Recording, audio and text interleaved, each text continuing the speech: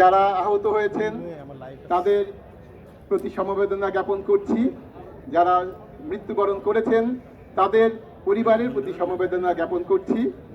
যারা আহত হয়ে চিকিৎসাধীন আছেন তাদের সকলের সুচিকিৎসার নিশ্চয়তা প্রদানের জন্য আমরা যেমন বদ্ধপরিকর, তেমনি আমরা মাননীয় প্রধানমন্ত্রীর কাছে অনুরোধ জানাবো, উনিও তদারকি করছেন, উনি আরো ভালোভাবে যেন এটি তদারকি করে তাদের সুচিকিৎসা বন্দোবস্ত করেন। আমরা বলতে চাই, যারা আজকে নিহত হয়েছে তারা আমাদের সন্তান, কেউ আমাদের ছেলে, কেউ আমাদের ভাই, কেউ আমাদের বোন, তারা আমাদেরই সন্তান। তারা যে কোনোভাবেই হোক তারা আজকে মৃত্যুবরণ করেছে, শহীদ হয়েছে।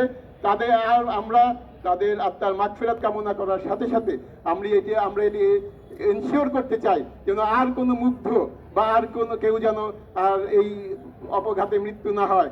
আমরা চাই তারা বাংলাদেশের সত্যিকারের মানুষ হিসেবে তারা আরো এগিয়ে যাবে। কারো মৃত্যুই আমরা কামনা করি না।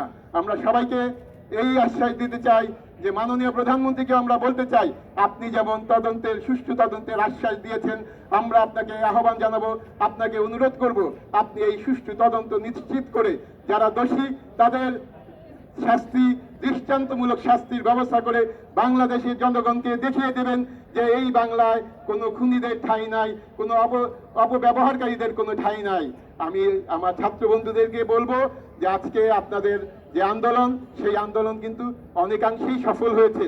এখন আপনাদের মাঝে কিছু তৃতীয় শক্তি ঢুকে আপনাদের এই আন্দোলনকে নস্যাৎ করার চক্রান্তে লিপ্ত। আপনারা আমাদের সন্তান, আমাদের ভবিষ্যৎ। আপনাদের কাছে আমার বিনীত অনুরোধ, করজোড়ে অনুরোধ যে আপনারা এই তৃতীয় শক্তির ফাঁদে পা দিবেন না। আপনারা আপনাদের যে আন্দোলন, শান্তিকামী যে আন্দোলন, সেই শান্তিকামী আন্দোলন আপনারা চালিয়ে যাবেন এবং এর মাধ্যমে আমরা একটি বৈষম্য মুক্ত এবং স্বাধীনতার সপক্ষের একটি দেশ বাংলাদেশ গড়তে চাই। সেই লক্ষ্যে আমি, আপনি, আমরা এখানে যারা আছি সবাই একসাথে কাজ করব। আমরা এখানে আজকে সবাই শান্তির পক্ষে দাঁড়িয়েছি। আমরা শান্তি চাই, সবাই মিলেই শান্তি চাই এবং সবাই মিলে এই দেশটাকে শান্তিময় দেশে পরিণত করতে চাই। সবাইকে ধন্যবাদ। জয় বাংলা, জয় বঙ্গবন্ধু।